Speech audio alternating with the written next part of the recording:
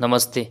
Money capital channel में आप सबका स्वागत है। अगर आपने पहली बार इस चैनल को विजिट किया है तो इस चैनल को सब्सक्राइब कीजिए, साथ ही में बेल आइकन प्रेस करके ऑल सेक्शन पर क्लिक करें ताकि आपको शेयर मार्केट रिलेटेड अपडेट जानकारी मिल सके। तो आज के हमारे इस वीडियो में हम SGVN इस कंपनी को जो सोलर प्रोजेक्ट के लिए धमाकेदार ऑर्डर मिला है उसके बारे में देखने वाले, साथ ही में ये कंपनी फंडामेंटली स्ट्रांग है कि नहीं उसके बारे में भी हम देखने वाले हैं। तो सबसे पहले हम इस कंपनी को SGVN इस कंपनी को 100 megawatt grid connector solar PV power project बनाने के लिए जो ऑर्डर मिला है उसके बारे में हम देखने वाले हैं।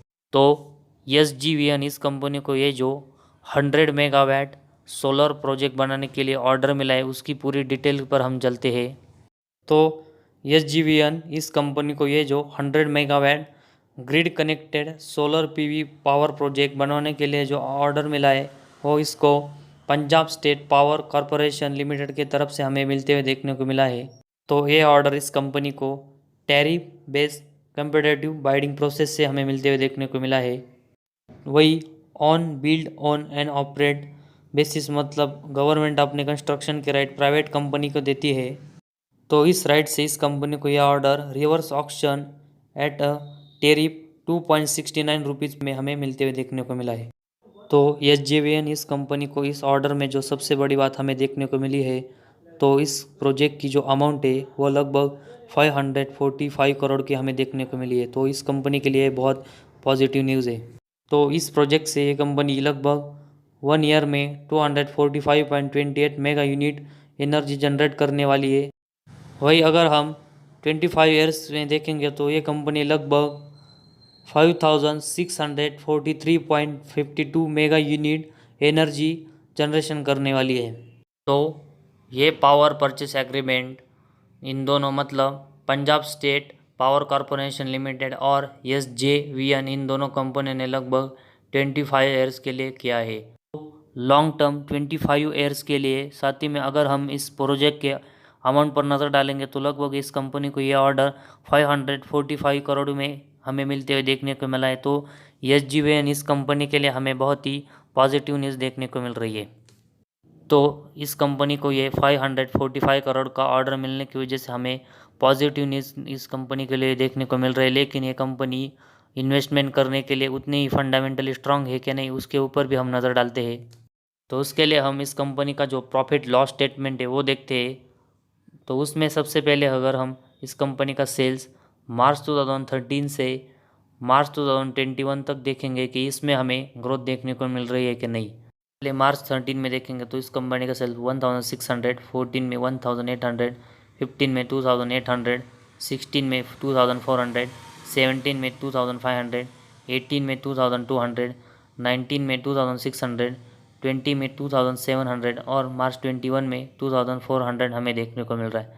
तो हमें पिछले 9 सालों में, मतलब मार्च 13 से लेकर मार्च 21 तक हमें इस कंपनी का सेल बहुत ही अच्छा ग्रो होते हुए देखने को मिला है। उसके बाद हम इस कंपनी का जो ऑपरेटिंग प्रॉफिट है वो देखते हैं। मार्च 13 में 1400, 14 में 1600, 15 में 2400, 16 में 2000, इसके बाद 17 में 2100, 18 में 1700, 19 में 2000, 20 में 2100 और 21 में 1800 हमें देखने को मिल रहा है। तो पिछले 9 सालों में, मतलब मार्च 2013 से लेकर मार्च 2021 तक हमें इस कंपनी का जो ऑपरेटिंग प्रॉफिट 1400 से 1800 करोड़ तक हमें बढ़ते हुए देखने को मिला है। तो ऑपरेटिंग प्रॉफिट हमें एक बार भी नेगेटिव में नज़र नहीं आए। इसके बाद हम ऑपरेटिंग प्रॉफिट मार्जिन देखते हैं। तो 13 में इस कंपनी का वो 86%, इसके बाद 14 में 86%, 15 में 87%, 16 में 83%, 17 में 82, 18 में 76, 19 में 77, 20 में 78 और 21 में 75% का हमें देखने को मिल रहा है। इस कंपनी का ऑपरेटिंग प्रॉफिट मार्जिन पिछले 9 सालों में 70 से ऊपर होना, ये इस कंपनी के लिए हमें सबसे बड़ी बात देखने को मिली है। इसके बाद हम इस कंपनी का जो नेट प्रॉफिट है वो देखते हैं। इस कंपनी का नेट प्रॉफिट मार्च 2013 में 1000 करोड़ का है। इसके बाद 14 में 1100, 15 में 1600, 16 में 1400, 17 में 1500, 18 में 1200, 19 में 1300, 20 में 1500 और 21 में हमें ये 1600 होते हुए देखने को मिला है। तो पिछले 9 सालों में हमें इस कंपनी का नेट प्रॉफिट बहुत ही अच्छा बढ़ते हुए देखने को मिला है। वही हमें ये कंपनी पिछले 9 सालों से एक बार भी लॉस में जाते हुए देखने को नहीं मिली। तो ये इस कंपनी के लिए बहुत ही बड़ी और अच्छी न्यूज़ हमें देखने को मिली है। इसके बाद हम इस कंपनी के EPS में बारे में देखेंगे तो मार्च 2013 से ये हमें 2.54 से मार्च 2021 तक 4.19 तक बढ़ते हुए देखने को मिला है, जो कि हमें ये भी एक इस कंपनी के लिए पॉजिटिव न्यूज़ देखने को मिल रही है। वही अगर हम इस कंपनी के डिविडेंड के बारे में देखेंगे तो ये कंपनी अपने शेयर होल्डर को बहुत ही अच्छी तरीके से डिविडेंड भी देते हुए हमें देखने को मिल रही है। तो ये भी इस कंपनी के लिए हमें अच्छी बात देखने को मिल रही है। तो इस कंपनी का जो प्रॉफिट और लॉस स्टेटमेंट हमने देखा, जिसमें हम देखेंगे कि इस कंपनी का जो सबसे पहले सेल्स, वही ऑपरेटिंग प्रॉफिट मार्जिन, इसके बाद इस कंपनी का नेट प्रॉफिट, EPS और इस कंपनी का जो लास्ट में डिविडेंड देखा, तो इन सभी में हमें ये कंपनी इस अपने शेयर होल्डर के लिए अच्छी देखने को मिल रही है।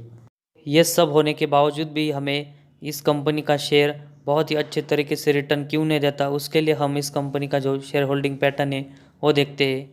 तो सबसे पहले हम प्रमोटर के पास देखेंगे तो इस कंपनी के लगभग सितंबर 21 में 86% के हमें शेयर देखने को मिल रहे। वही FIs के पास 2.53% के, DIs के पास 4.93 और पब्लिक के पास 5% के। तो प्रमोटर के पास इस कंपनी के लगभग 85% के शेयर है। तो जब तक OFS से हमें इस कंपनी के शेयर 70% तक आते हुए देखने को नहीं मिलते, तब तक हमें इस कंपनी में उतनी तेज़ी देखने को नहीं मिलने वाली। लेकिन अगर हम डिविडेंड के बारे में देखेंगे तो वही साथ ही में इस कंपनी का जो सेक्टर रिन्यूएबल एनर्जी का है, तो इससे हम कह सकते हैं कि ये कंपनी हमें फ्यूचर में बहुत ही अच्छे रिटर्न दे सकती है। तो आज के हमारे इस वीडियो में बस इतना ही। अगर आपको हमारा ये वीडियो पसंद आए तो इस चैनल को ज़रूर सब्सक्राइब कीजिए।